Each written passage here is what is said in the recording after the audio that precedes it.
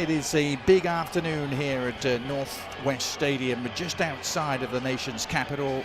France and Colombia colliding in this clash of two teams in the top 15 in the world as we stand with just 74 days to go until the start of the World Cup. It's one of the last chances perhaps for some of the fringe players to solidify their places in the team.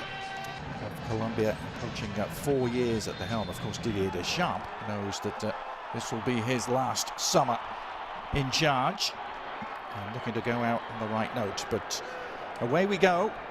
Colombia in their traditional yellow tops and blue shorts, and France wearing the kit that they will wear this summer at the World Cup for the first time.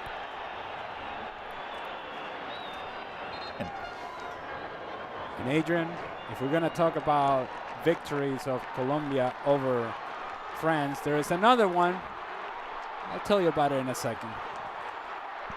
It's Colombia who are making the first waves. Luis Diaz trying to make things happen for the first time. I did the research, Adrian. I went deep in the research. 1993, in a game that was played in Martinique, Colombia beat France 3-1, but that's not the story. And the story is not that Adolfo El Tren Valencia had a hat-trick against France that day. No, that's not the story. The story is that our very own Frank Leboeuf was playing for France that day. And an even bigger story, Frank Leboeuf had hair that day. Trying to construct something here. Akliouche wide to Cherki. Back it goes, and the shot is on, and Zaire Emery, the young PSG midfielder, winning his 10th cap today, putting his effort just wide. He's been busy early here.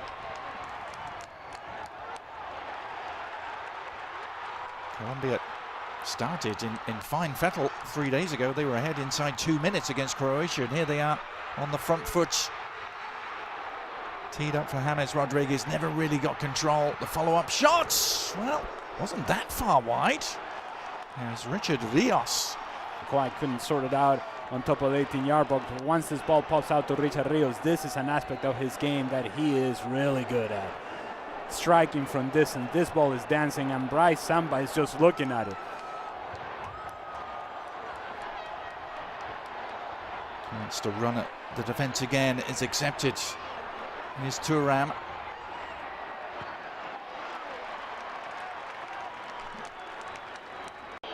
Played nearly every minute in 2018.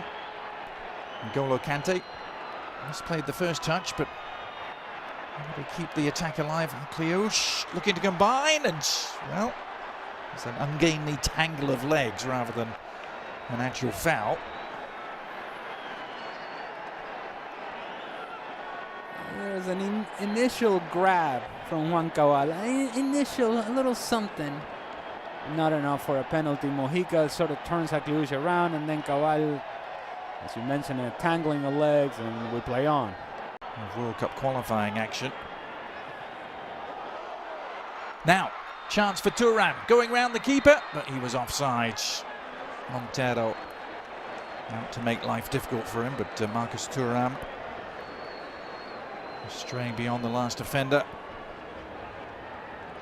Because it's not a guy that is really going to exploit his speed, he really has to play on that line.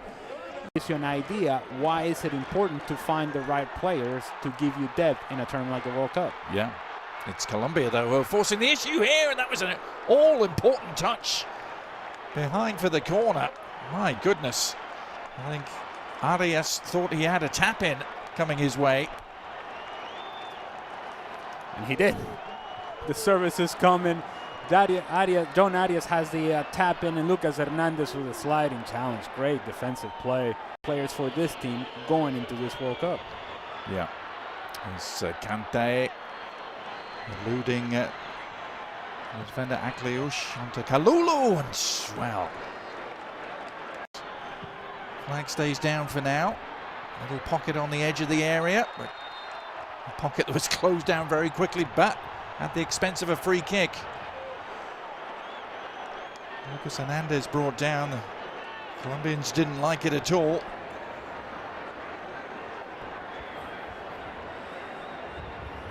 think Lucas Hernandez is getting beat to the board. Richard Rios just throws his body at him. Digne right into the wall. Massive in doing so, even down to 10 men. Chance though for Colombia to make some waves here. Another great run down the left. Diaz teeing it up, and the shot all along the ground was a fair enough test there for Bryce Samba, who was equal to it. Give away from Digne. Colombia have it back. Some really good footwork there from Davinson Sanchez.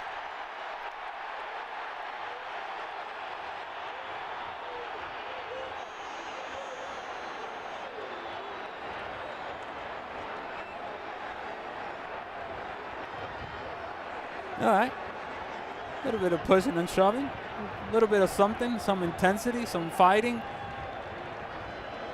I don't mind it.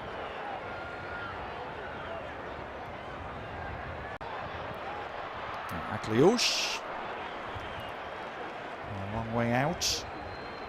Dragged his shot just wide of the near post. Unlikely result of Bolivia beating Brazil meant that Venezuela was out. Happy times. Yay.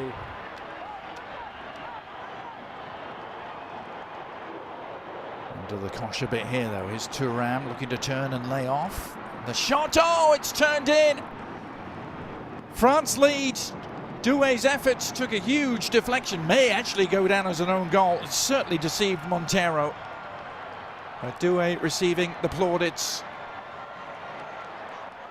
He just puts it on target, and then Daniel Muñoz is the one that deflects it on goal. Akliouche putting some pressure, looking for a combination, a little give and go action. Can I get him behind? No, it's going to be Marcos Thuram. And at this point, it felt like Colombia maybe had it under control, and they did not.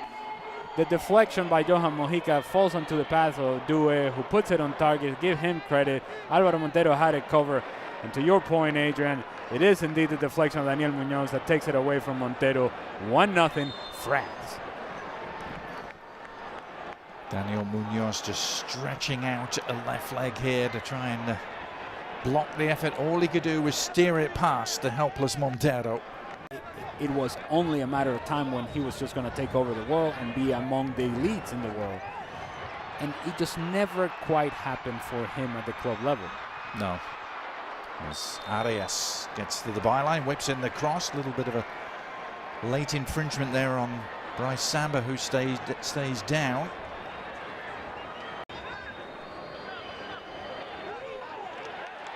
Doué losing out to Arias, the Palmeiras man, pounding forward. And options here for Colombia. James Rodriguez just needed an extra touch, and N'Golo Kante wasn't about to let him have that.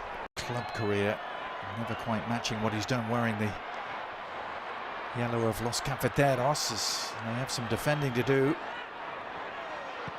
It's a nice leave, and well, some cross wires there. Cherki trying to play it back into the path of Doué. Lacroix working his way forward with an efficient pass, and it provides a platform here for the French again. Akliouche swinging it in towards Thuram, who heads it home. Flag stays down. The smile widens, as does the lead. Marcus Thuram with the perfect header in off the bar. It's just too much time and space. Good run from Kalulu. You got to get tight. There's no help coming defensively, and then the center backs get split. Daniel Muñoz gets out jump. Where is the other center back? Nowhere to be found. Álvaro Montero, the goalkeeper, hunting for butterflies, doesn't get there. Johan Mojica and Luis Diaz, somebody's got to put pressure on the ball. They do not. Center backs gets out jump. Davinson Sanchez misjudges the flight of the ball. Daniel Muñoz is a mismatch against a guy like Marcos Thuram, and then Álvaro Montero doesn't help the situation because he threatens to come out but doesn't, off the post and in. 2-0. Looking to respond immediately. Decent looking cross. Colombia have a corner. The two centre backs were split horribly there. That second French goal. Well, I'm not sure where Juan Cabal was, but he wasn't where he needed to be. As they try and hit back though, it's Muñoz, who was almost on the end of that intricate move. You're sacrificing some of the pressure that you can put other teams under in the midfield, but you're gaining in the creativity that you can have in the attacking third. And Thuram has latched onto this. Another potentially potent moment, and Thuram seeing his final effort deflect wide for a corner. Sheki after the back heel from N'Golo Kante, and it falls Doué's way. Trying to weave his way through, gets the shot off. And tipped over the top by Montero. This is impressive stuff again from the French. It is from France, and certainly it is not from Colombia's perspective. They have a lot of numbers around the ball, but nobody's actually closing down the space. It's a lot of ball watching going on defensively from Colombia, and they seem to be confused as to where is it that they need to step to the ball. Once France starts rotating, and something that we mentioned earlier, once they start rotating positions and players come in and out of position, Colombia seems confused as to who to pick up. Corner served in, up for grabs on the edge of the area. Still has Nestor Lorenzo, and it has to be sorted out. But this is a concern that Colombia has had. It's not just in this game. There's a lot of sort of talking going back and forth as to who drops in, who steps forward. And you have in James Rodriguez a player who's just going to float. And then John Arias wants to join in the attack. And so you start losing numbers in the midfield. France starts getting control of that area of the field. And, well, in the end, it's 2-0. France's first trip to the US since 1979. They hadn't been here in all that time. Of course, didn't qualify for the 1994 World Cup, famously. As Hernandez has to get that back in a hurry to Samba, who was he outside his area? That was what Luis Suarez was claiming.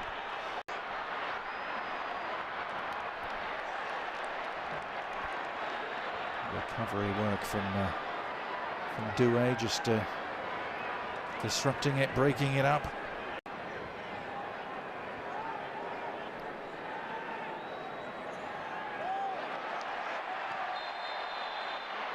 Well, the quick thinking and intervention there by Puerta, drawing the foul and the resulting free kick.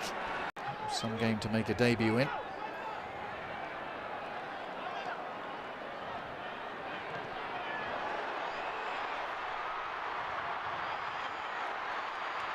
And a chance perhaps for Diaz to make some waves. And then the shot well over the top.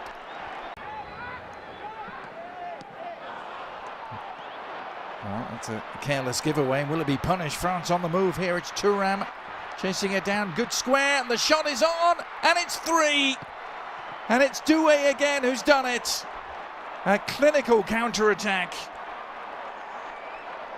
The two goal scorers combining this time. Thuram teeing up Doué, who did the rest. It takes is a turnover, and then from there's 1 and 2 touches, and France are just running freely, able to find the correct pass with the correct pace. Optional defending at the back post. Hey, Daniel Muñoz, where are you, papi? ¿Dónde estás? Nowhere to be found. Nowhere to be found. And it's something that I mentioned earlier, that he lacks tactical discipline.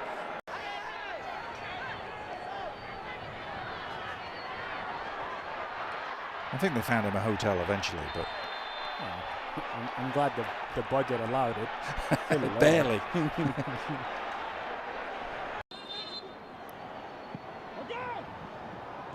James curling it beyond the far post, still there for the taking. Got on the score sheet against Brazil, very similar finish to the one that Kylian Mbappe had produced in the first half. In fact, he mentioned that in the post-game interview, didn't he? He said, saw the way Mbappe finished. This is a surging run from the Liverpool man, and in the end a cross.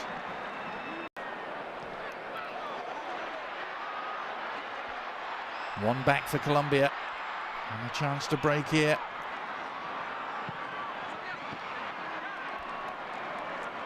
Samba down to smother. This is at least a productive training session. Well, the majority of the crowd here in Landover are about to get their wish as Cordoba Has to make something happen. A chance for a reply, and they've taken it.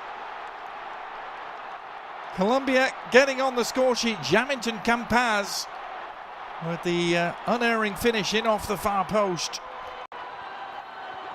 All-Stars on the right-hand side.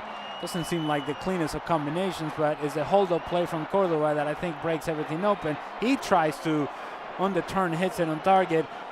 It's a friendly deflection for Colombia, but then after that, quality on the pass, good pace on the ball in terms of the pass. It gives Campas everything that he needs in order to hit this with his left foot, while Cordoba is trying to create for himself. As it falls to the top of the 18-yard box, then it's a good pass with good pace and a good finish of the far post, off the post and in. 3-1. Yep, and another debut international goal for Campaz. Some energy and some life to Colombia. Quintero delivering the free kick, still up for grabs, appeals for a handball, rather half-heartedly. French defence under some duress here as Puerta reels around. Another good piece of play from him. It's a real scrum down inside the 6-yard box. Quintero eventually delivering to the near post. Another rebound the French can't quite deal with. Now they can. Very efficiently worked out a defence, and what a ball from Elise to release Ekitike round the keeper. He tried to go. Good recovery from Montero, danger not removed, and it needs a goal line clearance in the end to prevent Colombia. France taking no notice of that and producing this. I think Ekitike just showed too much of the ball to Alvaro Montero, knowing exactly what he was going to do, and if he was going to take him to the outside, then that touch really has to get around the goalkeeper. Improve in the defending part, certainly in the center back position, that has been a problem. But when they get going like this offensively, it's difficult to stop them. Yeah. There's Elise. Mbappe under control. Nicely done for Digne. Back to Mbappe into the side netting.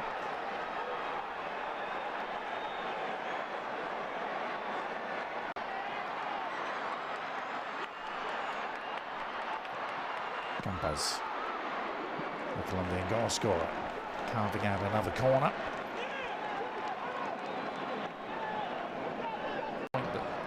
Plenty of talented French teams that haven't won before.